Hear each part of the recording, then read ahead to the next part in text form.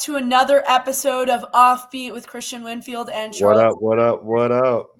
We are joined here after an extended break, which is okay. You know, we sometimes have to go on vacations to get our groove back. Listen, we're finding our consistency, just like the Knicks. You know what I'm saying? We're in mid-season form right now. Yeah, we're in mid-season form. It took a little bit of time. You know, we had some fans chirping, "Where's the episodes?" And now we're back. So that's all that matters.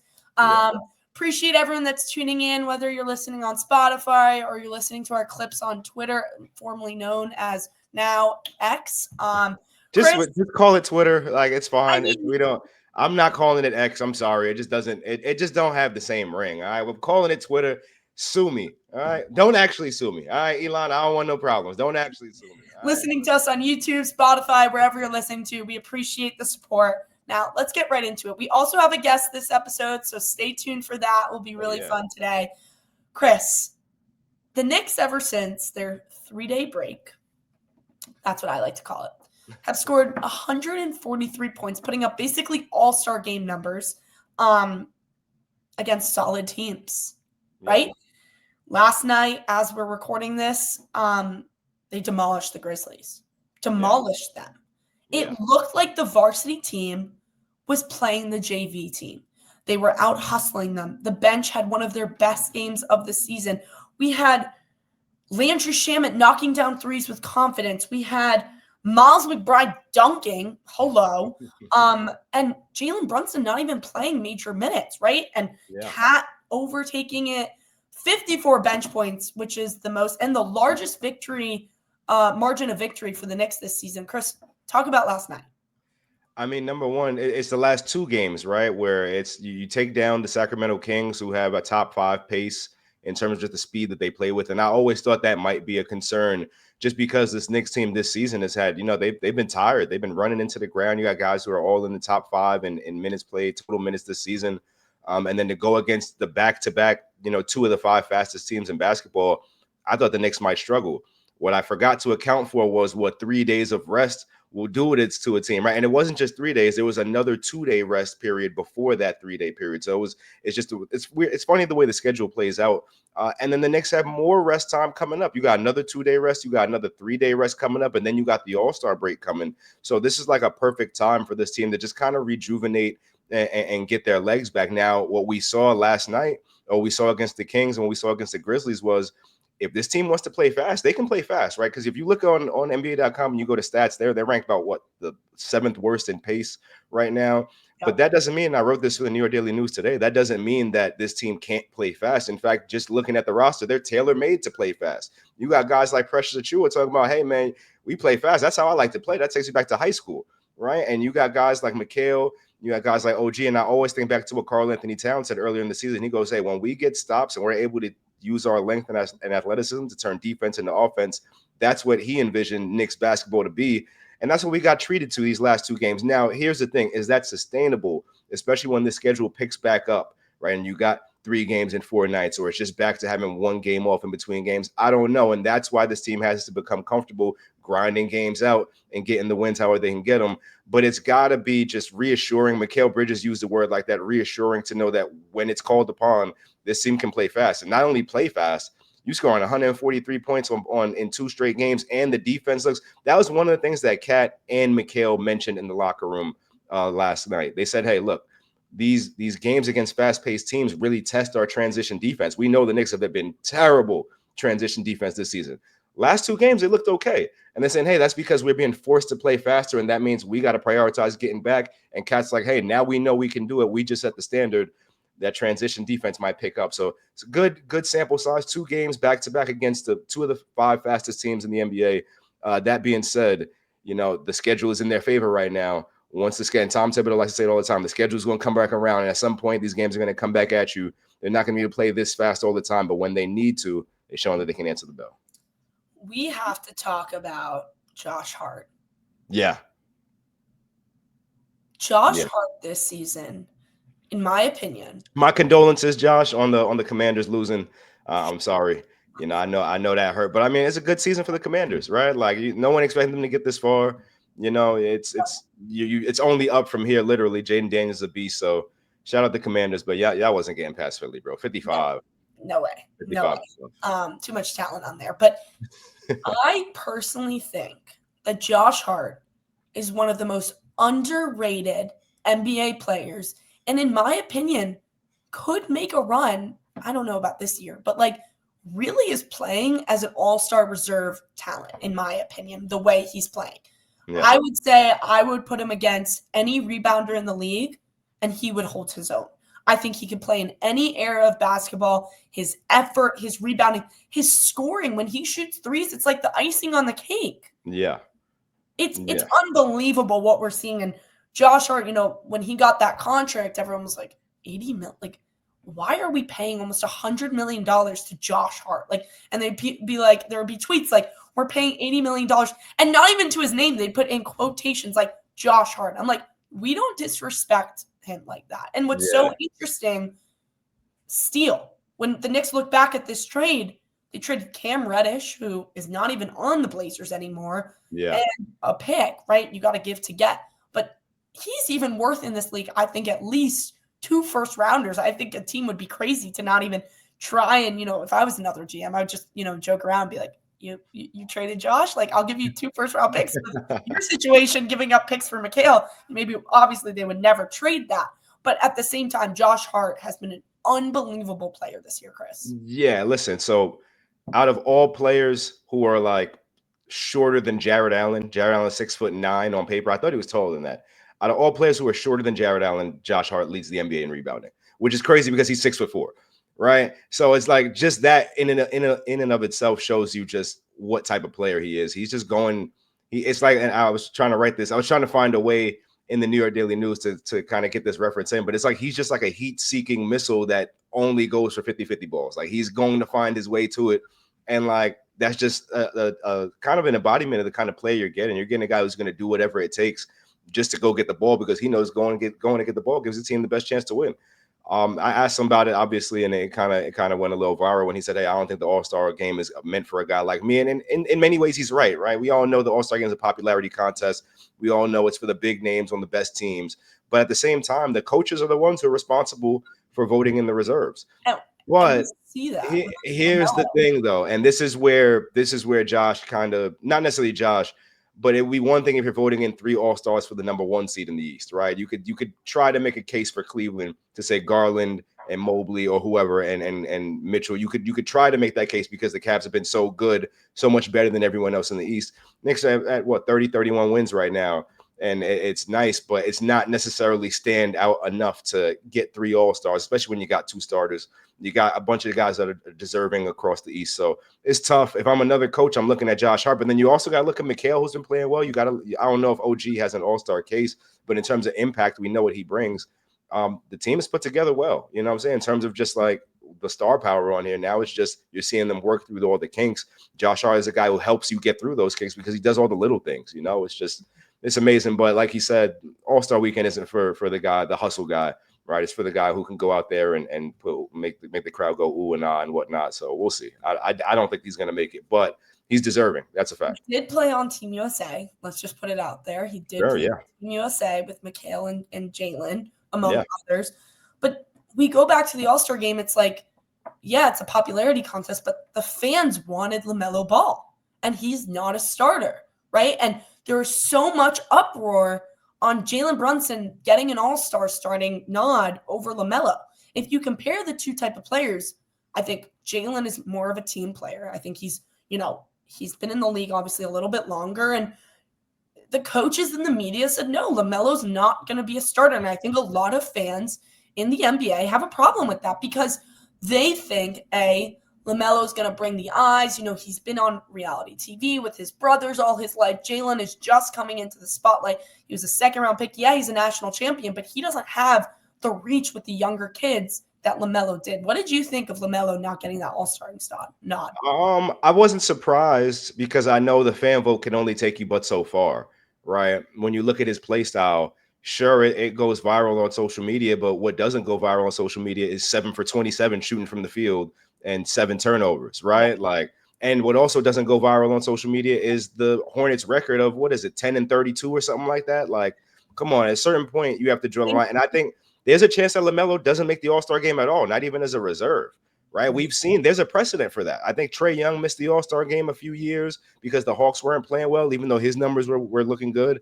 LaMelo is in that bucket right now where I wouldn't be surprised. I thought getting voted in as a starter was his only hope, because if you're talking about players that did not vote for LaMelo and media that did not vote for LaMelo, what about the coaches that go out there and watch him shoot sidestep, step back 35 footers off 1 foot every game, and it goes off the backboard and doesn't even touch the rim? Like, these are real things that are happening. So I don't know. Yes, there's a level of excitement that he brings. I enjoy his game in terms of just like, it kind of takes you back to childhood, seeing people just do whatever the hell they want on the court without any repercussion or fear. But their record shows you why, and their record, and the Knicks record also shows you why a guy like Josh Hart deserves an All-Star nod, because his play is impactful towards winning, versus LaMelo is out there. He's putting seats and he's putting fans in seats, but he's not putting marks in the win column. Nope. Right. And I think coaches from who I've spoken to, Tibbs said it, I'm sure other coaches are similar. They're going to prioritize guys who are on winning teams. Does that mean a guy who's averaging 29 points per game isn't going to get in? Maybe. But if you're telling me you're voting in LaMelo Ball over Trae Young and you're looking at the season that the Hawks are having, I've got questions. I totally agree with your point. And what's so interesting about the All-Star game is like the NBA has dealt with this problem the last couple of years, that All-Star, it's losing interest. Yeah. No one's loving it anymore. It's just a joke. No one's taking it seriously. And I know the new format, Kenny, I don't think those are great choices, in my opinion, to, Chuck, Shaq, and Kenny and Ernie. I wouldn't want to be coached by someone that's been hating on me my entire, it's like if Candace Parker or Becky Hammon was the coach of Jalen Brunson, right? That's like a weird dynamic. And, two people I found interesting. One, Shaq, I think, or someone had Karl-Anthony Towns as a reserve. It's all about the clicks. It's not even that they don't it's just interesting to me. We can get off the All-Star topic, but I think that the format will be interesting this year. There's rumors that I actually like the format. I think hey, if you got an older, because the All-Stars are kind of getting older now, right? It's the same kind of guys that are on their way out of the league. What better way to get them fired up than having the young guys coming through, and them young guys going to be talking. I hope they come through talking that talk, because that's a way to get these older guys out there. See, listen, we know the All-Star game for a long time has just been come through, shoot some jump shots, get some cardio in, sign some autographs, go home, right? It's not the same as it used to be.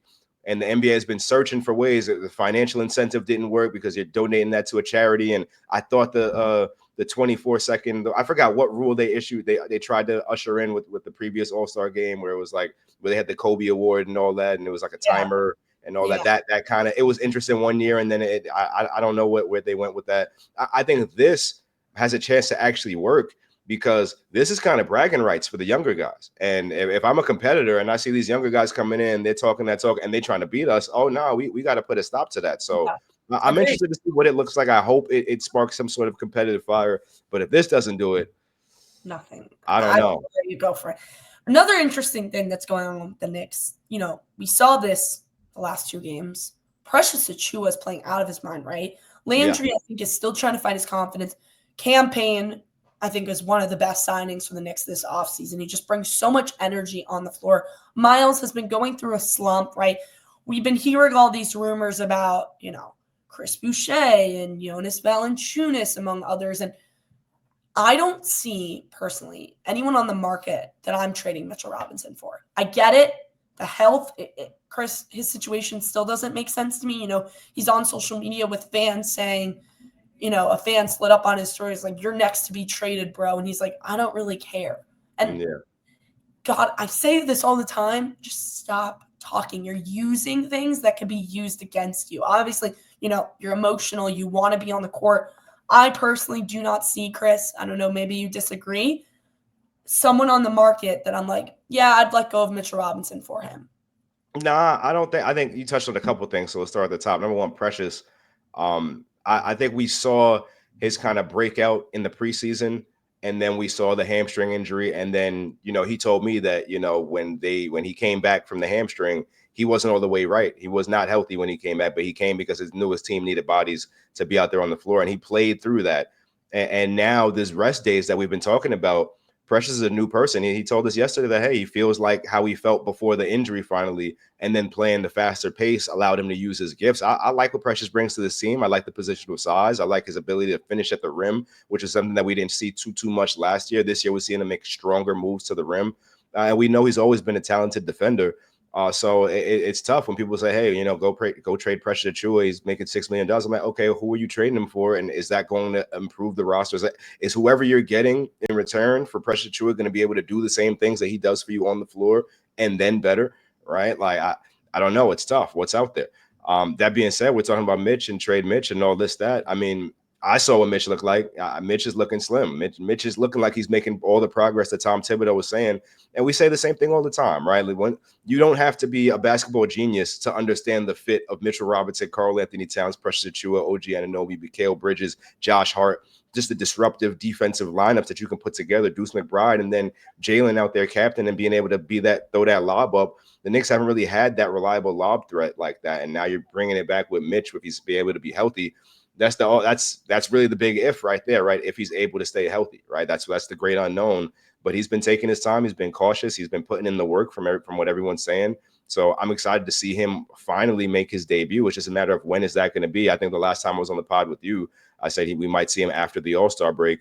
I mean, right now it's January 28th. From my knowledge, he's not progressing in terms of going from individual work to one-on-one, two-on-two, three-on-three. I don't think he started that yet. So maybe we get an update soon tomorrow, or a couple of days from now at practice. But Mitch they're going to be as cautious as they can. So however long they have to wait until he gets back is one thing. But when he does come back, we know the type of impact he's going to have. So when you say trade Mitchell Robinson, it's like, all right, well, who are you going to get back? And the Knicks are good right now, right? This probably isn't the time to make a huge move, right? Like, the time to make a move would have been while they were struggling, when they needed bodies. Right now, the bench is starting to step up a little bit because they have some fresh legs. The issue is, and we're going to see in about a month, that schedule is going to get crazy.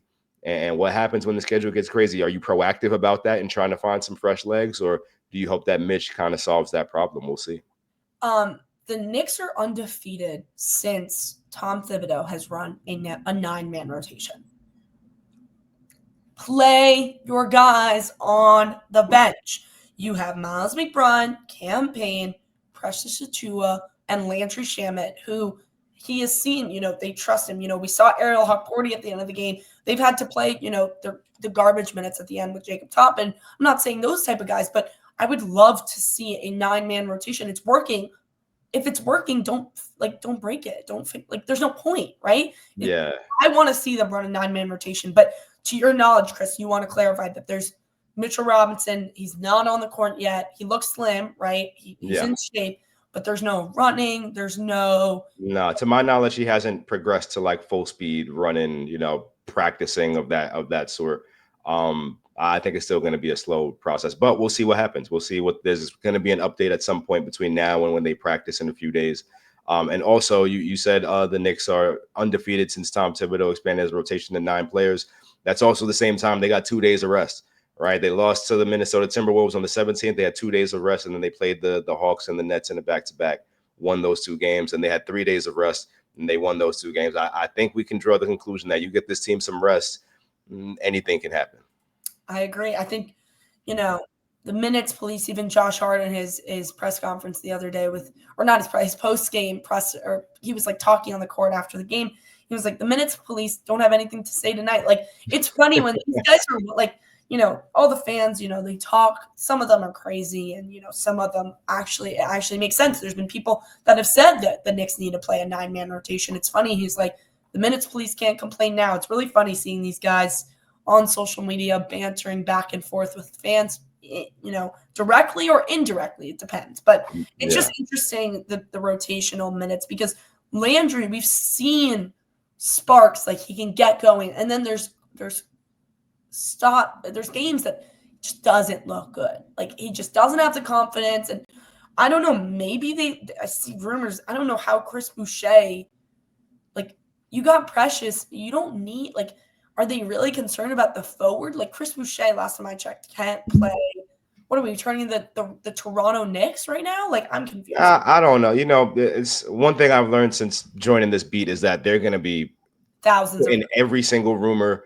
every single, and 99% of them are going to end up not happening, or they're going to just have kicked the tires on something, and then it didn't actually become substantive conversation. So, it's just one of those situations where if we see something that actually starts, like if there's traction on some talks that I start hearing about, I'll report them. But if it's just rumors that are coming out, everybody's got a trade machine or a trade proposal that's trying to send players to New York. So if you guys aren't following Chris, which his username's right there, you can see it, that you should. He's a great reporter.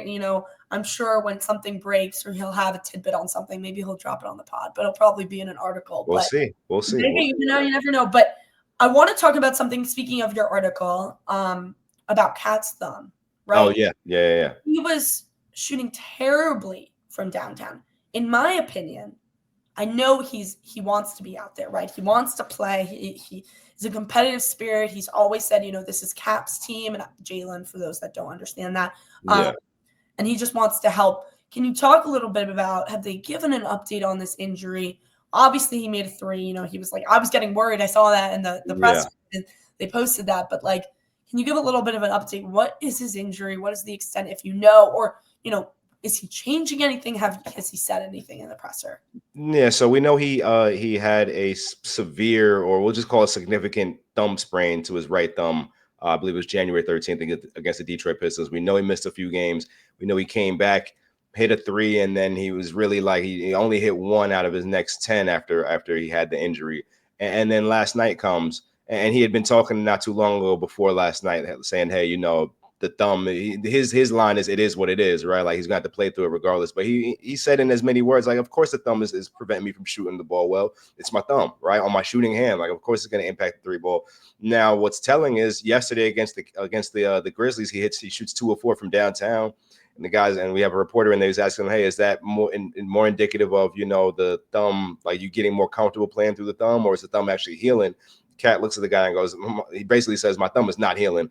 I'm just basically finding a way to get more comfortable playing through it. So there were some reports out there about him having a bone chip in his thumb. He himself has not confirmed or denied those reports. He just says, it is what it is. He's got to play through it. I think he's just going to be in a situation where he's just going to have to play through the pain. We saw guys yesterday. We know De'Aaron Fox was playing with something. Everybody's kind of banged up at around this time of the year. That's what Tom Thibodeau likes to say. But, for Cat, a guy who's shooting 42, 43% from three-point range, a guy who considers himself to be one of the best, if not the best, big man who can shoot the three in NBA history. He needs to find a way to get back to that three ball, but you can't force it, right? Because if you're chucking up threes for no reason and they're not coming remotely close to the rim, then you're hurting your team. And that's one thing that Cat, not just Cat, that's one that Tibbs and Jalen and all of the teammates have been crediting Cat for, hey, we know that the three ball isn't falling, but he's still going out there and getting us 26 points and 15 rebounds. How are you doing that with a sprained thumb, right? So it's been interesting to watch this thing develop. I don't think that, and I think maybe you were alluding to this rest period that he's going to have in terms of having some games off and some days off and the All-Star break and coming back after that. But if this is a situation that I don't know, we see people play with things all throughout the year and then get surgery in the off season. So I don't know what that's going to look, if surgery is even on the table, if it's been discussed, or if it's something that can just heal. But I know it's not going to heal on its own if he's playing all these games, right? He's got to have some time just to sit down. So we'll see what happens. Hopefully he's able to find some sort of consistency with the thumb injury. But if not, he's proven he's able to impact games in other ways. But obviously one of the biggest ways he impacts a game is by shooting that three ball. So we'll see what happens. And, I remember seeing that bone chip. I don't know where it came from. Again, obviously, Cat's not going to reveal to the media that because, it could be advantages for other teams knowing he's hurt. But also, I don't think he wants that out there, that he's hurt. I know as a basketball player, probably you don't want to be saying that you're hurt and, anyone to feel sorry for you, which is interesting. Exactly. But, your guy, speaking of Mikal Bridges, your guy from Brooklyn. He is like this. This is how, if you're listening, it's an up and down roller coaster with Mikal. Sometimes he looks great. There was complaints about the shooting motion, whatever. I see the chemistry with him and Josh Hart is unbelievable. You see it. Mm-hmm. They're constantly trying to find each other. I've seen sparks between him and OG, right? I want to see more. He's looked great on the defensive end. Morant, De'Aaron Fox, great defense. But I'm interested to see how does in the second half of the part of the season, does he take his game to the next level? Is that more so, driving to the cup. I feel like Mikal, instead of, he's great at corner threes. I think he's one of the best in the league. But when he's on the wing and he gets the ball, why not throw in a pump fake and drive to the basket? That's what I always ask myself on all of these players. I think with Mikal, it's really just going to end up being consistency. And a lot of people are searching for that across different parts of the year. Not every year is going to be, I don't think any year is going to be man averages or person averages 20 points per game. Every single game scores 20, 20, 20, 20, 20, 20, and they get to 20 points, right? It's going to be some games with 25, some games with 15, some games with 40, some games with 5, right? It's kind of a roller coaster, just like that motion that you made. That's kind of where it is, right? Even me personally, in terms of how I got to drop 60 pounds in 2 years, like some of those weeks were chill weeks where I wasn't even really doing the most. And then other weeks I was going crazy. And as long as you kind of stick with the same goal for a long period of time, you don't give up on it, you're eventually going to get there through the ups and downs. I think that's what we've seen from Mikal, right? Mikal's a guy who was struggling to find his shot, was struggling to stay in front of people, struggling to find his role within the offense and everything. And now he kind of looks like, okay, we see why maybe you can agree or disagree that 5 picks in the deal was an overpay, but you can see why the Knicks were so aggressive in trying to get his skill set here, because the guy fits in on both ends of the floor. Right. So I think for him, it's really going to be consistency. I do think you do have a point, because in the playoffs, these teams are going to be keying in. If it's the playoffs, my goal as someone who's scheming against the Knicks is, okay, we know Jalen can beat us. We know Cat can beat us. But can OG, can Mikal, can Josh, can they beat us in a game? I'm going to try to make Mikal beat us, right? Let's show us that you can win the game, right? Show us that you can put the ball on the floor, like you're saying, make a play down the stretch, come up, because that's what's going to happen. We see what defenses have done to Jalen. We know what defenses will do to Cat. Right. What's going to happen in terms of that third role? And that's where you come in. And in terms of what you're saying, the point you're trying to make. So I agree with you there. But at the same time, I think that it's all been a feeling out process here where guys are trying to figure out where their spots are. I think Mikal's come a long way in terms of figuring out his spots within the offense. And now it's just going to be, number one, being consistent, which we're seeing them string together some performances. But number two, when those defenses take Jalen away and when they take Cat away, can Mikal put the ball on the floor and make it happen? Sometimes he can. Let's see if he can do it more frequently. I agree. We're approaching the 30-minute mark, so I like to keep these episodes short before we have our guest. Is it time? Is our guest on the way? Let me see. I don't know. But while we're waiting for our guest, Chris, I want to talk a little bit about the NBA and what's going on right now. You got the Jimmy Butler saga, right? Oh, yeah. Chris, what is this guy thinking? I don't know. I'm in the same boat as Tibbs. Tibbs said, I'm not his coach anymore. I don't think about him.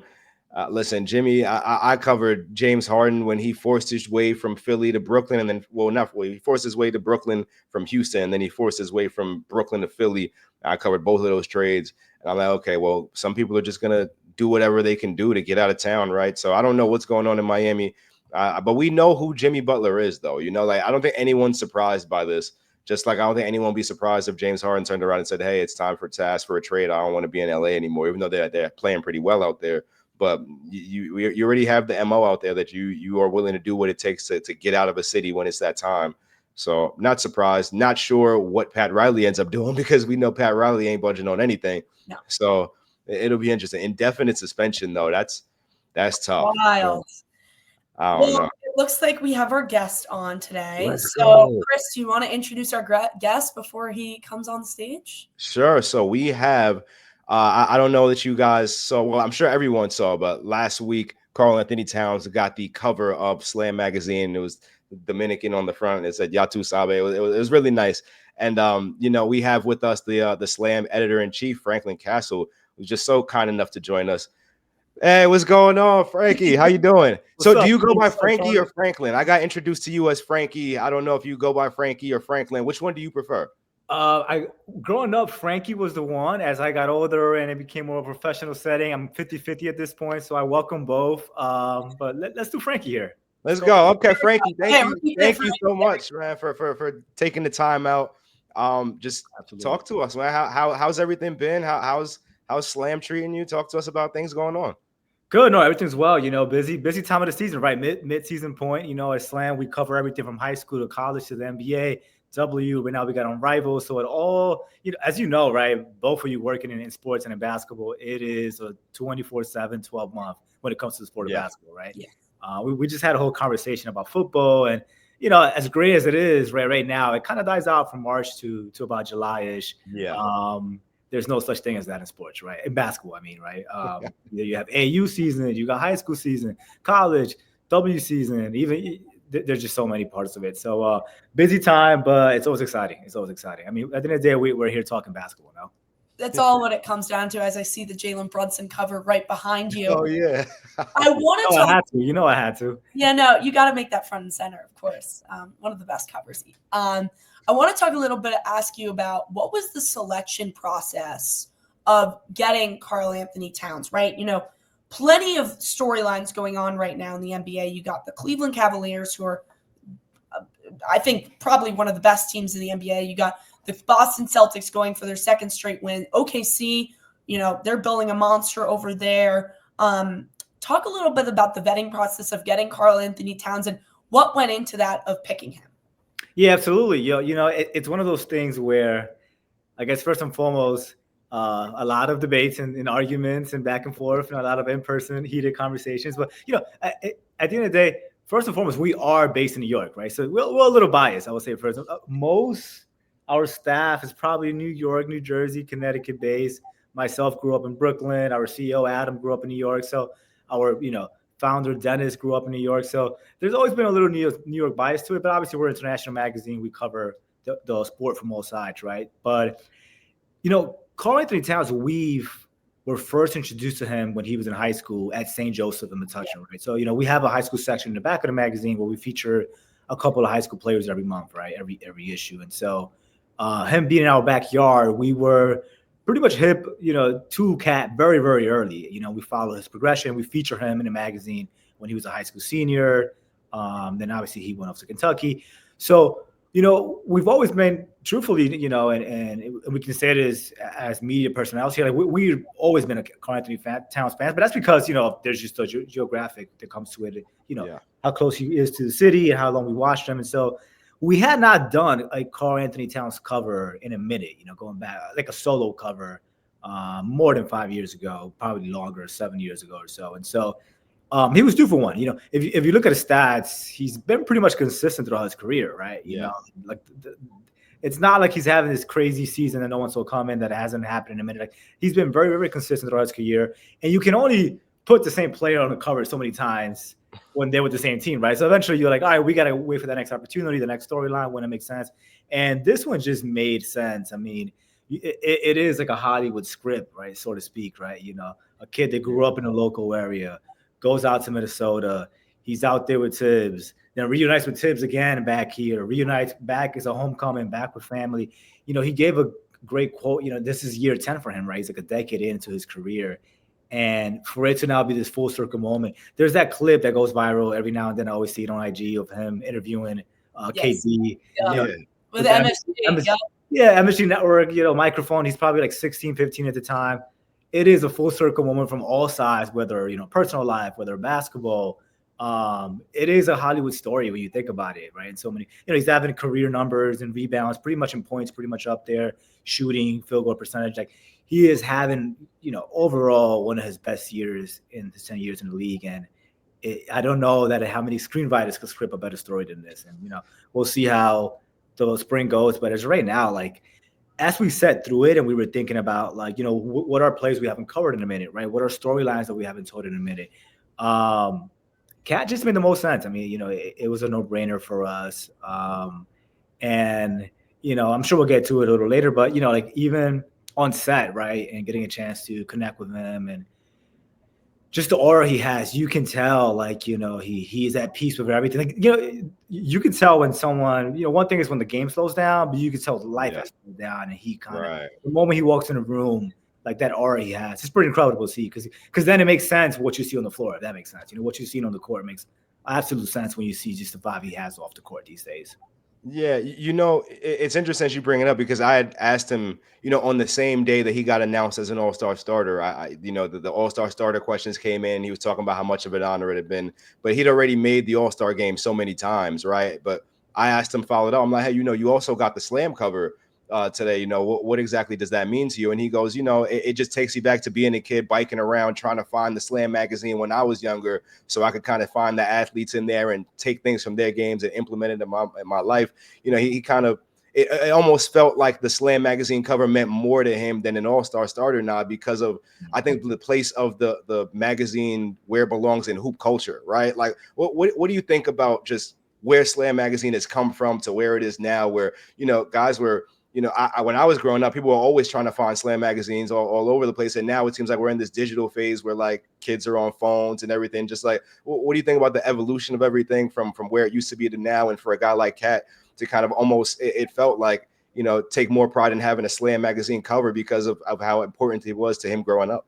Yeah, you know, right. It's funny, right? We just celebrated our 30-year anniversary last year, right? So we're going into year 31.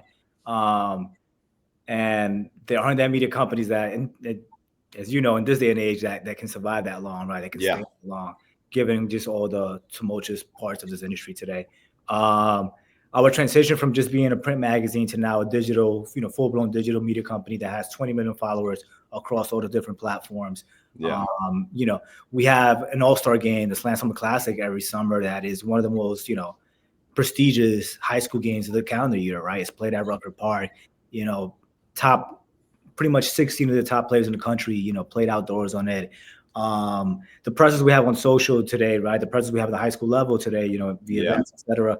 And to still have the print magazine going to this day, right? Like, that's still part of our regular, you know, schedule, right? Part of regular calendar. And so it's funny because you see on our end, the way Karl was so involved, to the point that line, people ask us at the time, oh, how did you come up with the Yatu Sabe line? Like, you know, that was the question I was going to ask. That was literally that came from Kat giving a suggestion.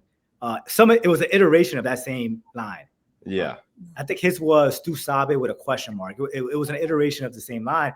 And we kind of was like, oh, I think you're onto something there. And we kind of flipped it a little bit. But that is literally technically his cover line, you know, more or less. You know, and he brought that up on set. He was like, what do you guys think of this? You know, but he was kind of, you know, just kind of messing around with us, talking to us. And he kind of just brought it up in the middle of the conversation. And lo and behold, like, it's literally made it to the cover line, right? So you could just tell by on set how much, you know, just his input, and, you know, he had a lot of creative ideas. And like I said, the cover line itself, how invested he was in this production. And, you know, ultimately the covers that do best, and you can always tell by the final product, are the ones that you can tell the players are very invested in it on set. It's definitely the case. You know, this shoot happened, I want to say, like right at the beginning of January, when they had like that home stretch. We had like a few games at home. So it was in between home games on a weekend. It was a Saturday afternoon. And nonetheless, he decided to dedicate a couple hours to us that afternoon. Wow. Yeah, the cover looked great. I saw that, you know, the interview he gave, he was, you know, building a youth center, which is amazing what he's doing. Just all the little tidbits that he put in his interview that I think helps tell the story of him in New York and why it means so much, especially, you know, with his mom and everything like that. What would you say, maybe something throughout this process with Karl that, you know, you're like, wow, like that's something, you know, now in New York that he brings that you didn't know before, maybe after this meeting, you know, doing this cover? Yeah, I think you know, his work in the DR is a perfect example of that, because that came in a conversation naturally, right, as the interview was happening. You know, we're talking about him coming to New York and how much that meant, and obviously there's, you know, a huge, you know, Dominican presence here in the New York City area, and, you know, he talked about going up in Jersey, and so it's this sort of homecoming theme for him. And then it's like, by the way, you know, this is not just me talking, like I'm here back in New York, I'm doing XYZ also back home, right? And so that's kind of how that came into the picture. Because, you know, I remember seeing, like when it initially got announced that there was this plan, like I seen, like, you know, like a press release or whatever, right, online about it on social. But sometimes, you know, you'll see something like that, it gets announced, it gets circulated. But this is one of those examples where the player themselves decides, you know, I want to speak about this. This is meaningful to me. This is very important to me. And so that's how that came about. And you could tell when he was even off camera, you know, because he first came in, he was getting a haircut, right? He wanted to make sure he was lined up properly. So he got a haircut literally right next to the set, like right. The set was right here, and 2 feet away, he's getting his haircut right before he steps foot on the seamless.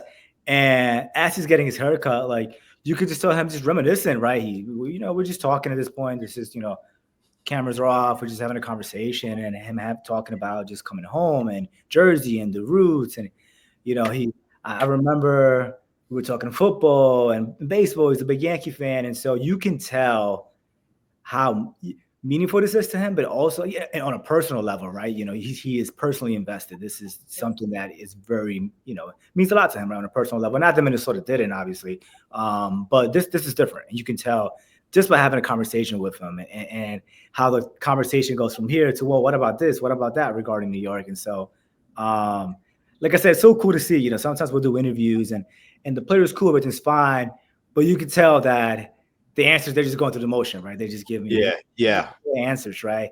And you can tell when someone's really like emotionally invested in the conversation. Yeah.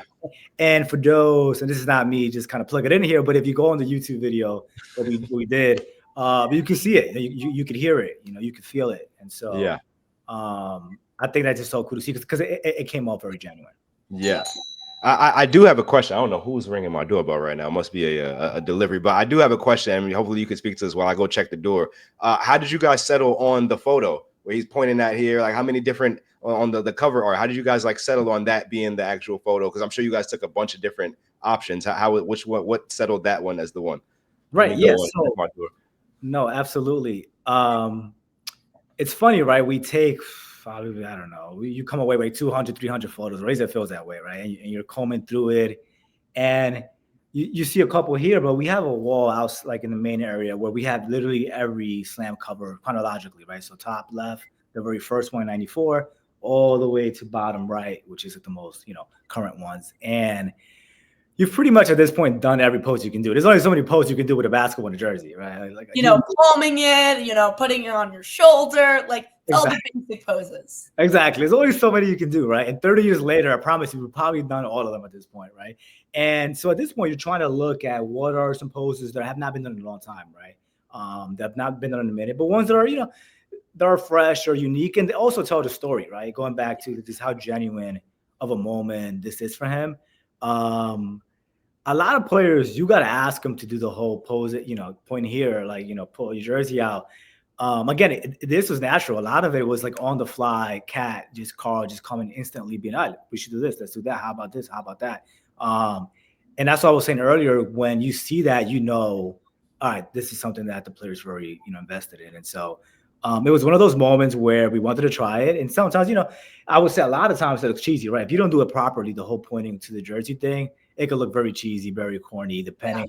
You got to get the right facial expression. You got to get the right, head tilted.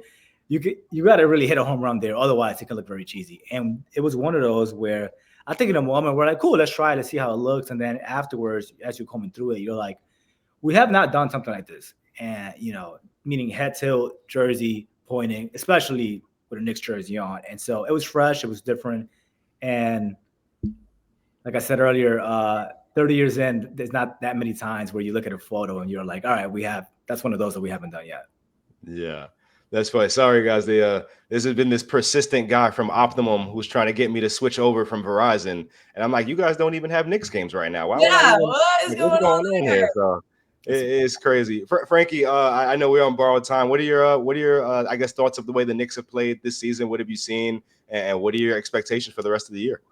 Yeah, no, everything's, obviously very, very promising. I think it's so funny, right? You can have obviously the starting lineup with Mikal and with Cat. When you have two new players, you're always like, all right, well, it might take a minute, right? It might take a while. You got everybody go to jail, etc.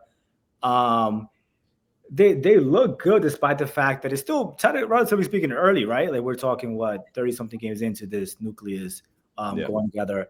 I think because it's already been a couple of years where, expectations have been, all right, there's a shot that we can go deeper into it.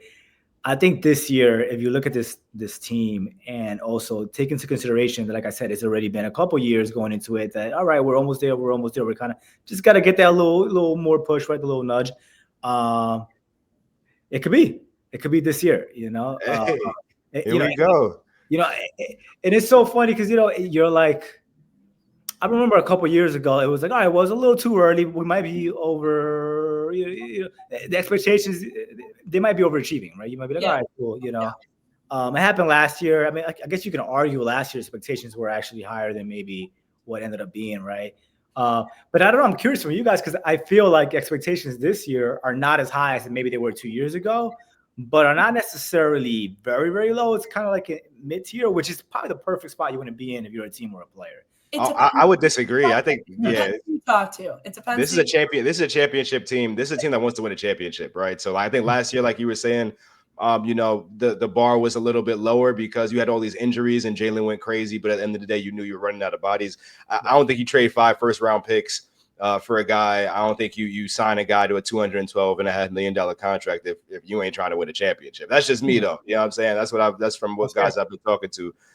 So yeah, I think we understand that maybe you don't win a championship in year one, but you need to look like you're on the way to doing it, right? So, and I think this team is also tired of second round exits, right? Another second round exit is like, again, like, can we get to the Eastern Conference Finals? So I think that's a fair, I guess, barometer for them. Can they one up themselves from the last 2 years?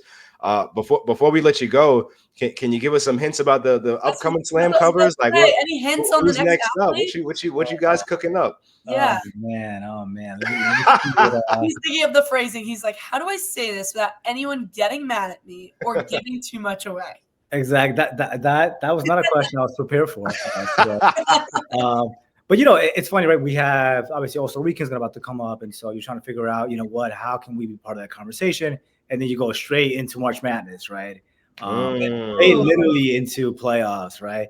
And so the trick here is figuring out, like, and you're kind of forecasting, right? When you think about it in terms of a print schedule, you're shooting, and then it has to get printed, it has to go in trucks, it has to get out. There is a 3-4 week window there, which obviously gets us very, very nervous because a lot can happen in 4 weeks. It's not one of those things where you're shooting and the magazine's out 2 days later. It is a 3, 4, 5 week process between when shooting and when people can actually hold it in their hands. And so a lot of it is forecasting, right? A lot of it is just, fingers crossed luck here. And so, we're trying to identify, what are those fun teams, those fun stories, ones that necessarily we haven't told, right? Or ones that maybe we have in the past, but the story has changed since, right? Okay. And so trying to figure out what those are. So I will say this, we have between our regular base slam issues, we have some SIPs coming out, right? Meaning these are special issues that are not necessarily slam magazines, but they could be, they have some kind of thematic. Let's put it that way, right? Okay. And so we have a couple of SIPs dropping in the next 3 weeks or so, which we're very excited about. And I like that. And so aside from the regular slam base issue publications, there are 2 SIPs that will be dropping in the middle of February, which we're very excited about because one of them particularly touches beyond the influence of basketball, right? And we know that at this point it goes just beyond the court. It is probably the one sport that's most influential in terms of pop culture in general, right? Yeah.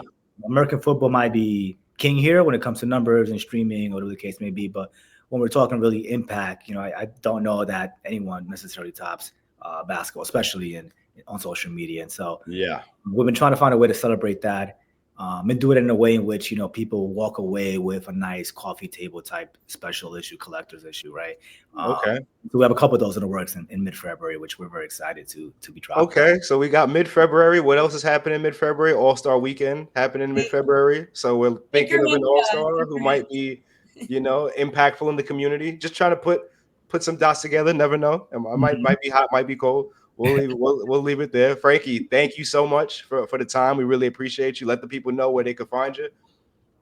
Oh, yeah, absolutely. So here at Slam, first and foremost, follow all of Slam's channels at Slam.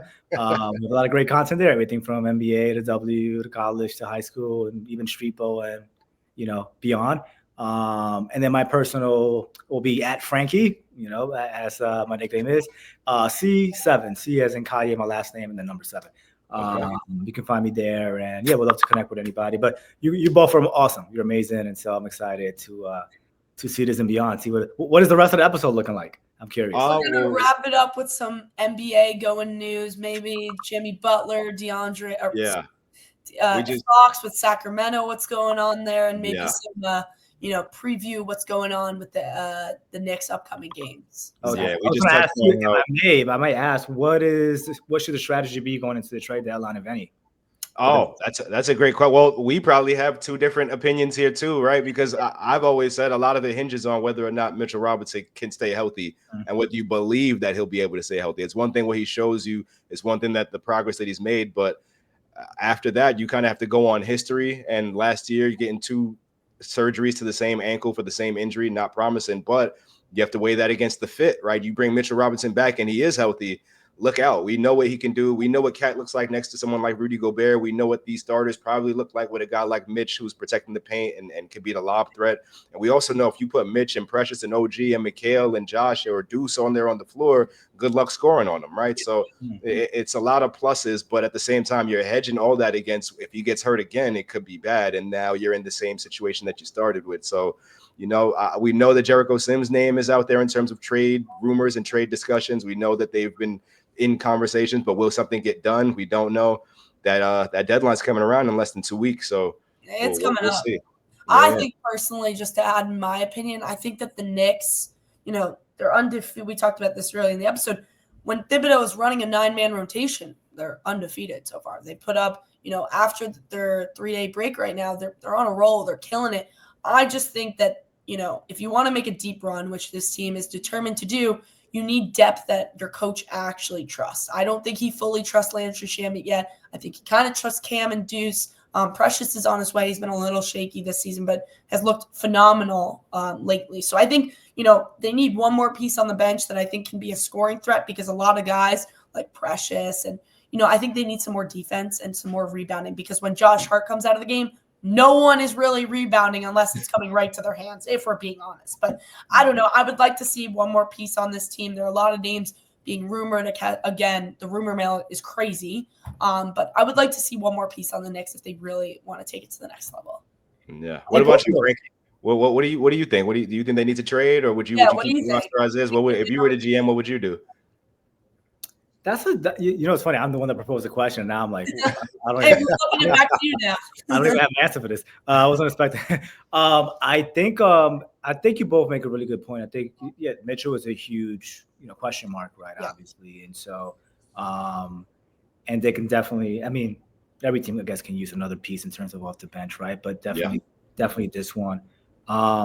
With that being said, let's play devil's advocate here, and it ends up pretty much the same team. To your point, I mean, you mentioned this earlier, Chris. Like this is the year, right? This has been back-to-back years of early exits. I'm pretty sure. I feel very confident with what this team. I think it's just one of those things where you need a couple of reps, right? You need to get bumped a couple of times, you need a couple of bruises, and I think this team already has it. I think the biggest thing here is the experience of having gone through this a couple of years already, right? The system and what needs to work come spring. And so I don't necessarily think that, there needs to be any drastic changes. And I think you both said that. But I feel like the biggest thing here is time, in terms of it's already been 2 years in and we've seen what could be, right, would be. And I don't know necessarily. Like, I guess what I'm saying is I wouldn't be mad if this is what the team ends up being, like going and seeing how it looks. But I do think it's a big season in terms of, eventually you want to see that next kind of step, right? And so I think this is it. I would agree with you. This is it. I would agree with you. I want to thank Frankie for coming on with us. Yeah. Thank you so much, Frankie, for spending the time. Thank you both. And make sure, guys, you're following Slam on all socials, keeping up. Maybe in the next couple of years, maybe we'll see another Knicks, or maybe sooner, hopefully, another Knick cover with, Maybe we'll see Tibbs on a Slam cover. How about that? Maybe we're throwing ideas. New ideas. Get Tom on a cover with Josh Hart and Jalen Brunson and Mikal Bridges and just call them the new Nova 4, okay? Oh, brother. You know what's funny? That was when I was mentioning the very heated conversations that we have internally trying to – Tibbs did come up for what it's worth. It was thrown out of left field, but it did come up. And I will leave you with this. The way we have a schedule, we had dropped one issue end of June, early July, which we call the championships issue. So with the championship, gets that cover. So wow. Would you guys ever do like a coaches one, like like with the OKC coach and Kenny and the Cleveland coach and the New York team? I don't know, just throwing ideas. I don't know. JJ Redick could be cool. Player turned coach. I don't know. There's definitely a couple there. We've never ever done an NBA coach. We've had, from what I can remember off top right now, 2 coaches ever in Slam, and that was Calipari, with Kentucky. That was Anthony Davis, Deron Lamb, and them. Actually, I'm bugging. That was the John Wall team. That was John Wall. Got it. Okay. So DeMarcus Cousins. And then one time Don Staley is the second. So both times having college coaches, never an NBA coach. Hey, I'm shocked that Gino Auriemma hasn't made an appearance on Slam yet with Paige Beckers. That's another. Hey, Charlotte's an idea factory. Charlotte is an idea factory. Like, don't say that. I had to roll down the hole real quick and pitch some new ones you just gave me. There we go. Anyway, Frankie, thank you so much, man. We really appreciate you. The people know where to find you. So, yeah, man, thank you again. Dope conversation. And, hopefully we'll be seeing some more Slam covers soon. Yes, appreciate you, Frankie. Frankie, I didn't mean to. Did I take you off too bad? My bad. Sorry. That's my fault. That's mine. No, you're all good. You're good. Thank you. You're both awesome. Thank you. Appreciate it. This is a fun conversation. Yeah, we'll talk soon. Absolutely. Yes. Thank you, Frankie. Sorry, guys. That's my fault. Charlotte just out here kicking people out. No, I didn't do it on purpose. As we wrap up today's show, Chris. Hey, hold on now. Interview number 1 in the bag. Interview number 1 in the bag. Got it done. Guys, there it is. If you enjoyed that, make sure to tell us, first of all, in the comments, of course. But also, we will be having a lot more interviews. We're going to have some guests. We're going to get a lot more interviews that you guys, can enjoy and digest. The only thing, if you post it on Twitter, you post it on Instagram, it's happened before, just give us a quick shout out, or put the link. We do it as Knicks content creators for, reporters. We put the link in the comments because if you put it in the original post, it's shown as spam.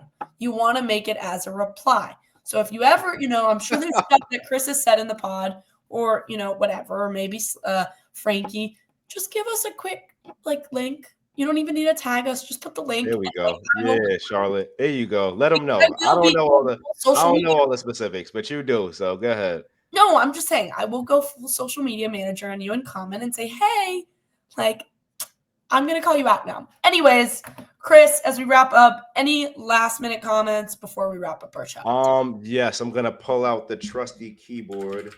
Oh, with the loud keyboard over here. Here we go. I got the keyboard here. All right, so let's just take a look at the upcoming schedule. We got Denver, Jokic coming through. That's always going to be a tough matchup. He's triple-double machine, averaging 30 this year. Might win the MVP a 4th time. Who knows? I don't have a vote, so we'll see. Then you got 2 days off in between that. Then you got LeBron and the Lakers, which, they're on a roll, too. They're playing good ball. They might, who knows? They might come to New York with De'Aaron Fox on the roster. We don't know what's going to happen. And then after that, you got Houston also playing some really good ball. Got the Raptors on the second leg of a back-to-back. Then you got 3 days of rest.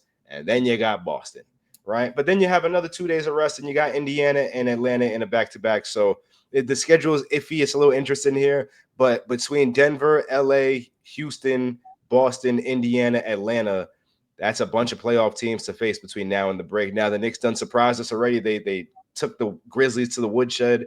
They beat the Kings by 23. I think Denver's going to be a different challenge. I think LA, with all the hype that LeBron brings, that's going to be a different challenge. Houston is going to be a team that we got to watch out for because Houston beat the Knicks. What they win by? They won 109-97 in early November. That was a tough loss because of their physical style of play. And then Boston, we already know that opening game in Boston, 132-109. I think the Knicks felt like they were down 50 at one point. So, the schedule's picking up here leading into the All-Star break, but Knicks are answering the bell, riding a 4-game winning streak. Let's see what happens.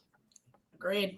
Should be an interesting, one of the Thompson twins just hit a game winner for Houston. He said, I feel like Kobe. So be interesting this stretch of games, but we keep these episodes under an hour. We're just at 58 minutes. So appreciate everyone that listens. Give this a like, retweet, whatever you're on. Give it a like on Spotify. Give it a thumbs up on YouTube, whatever platform this is going to go up on.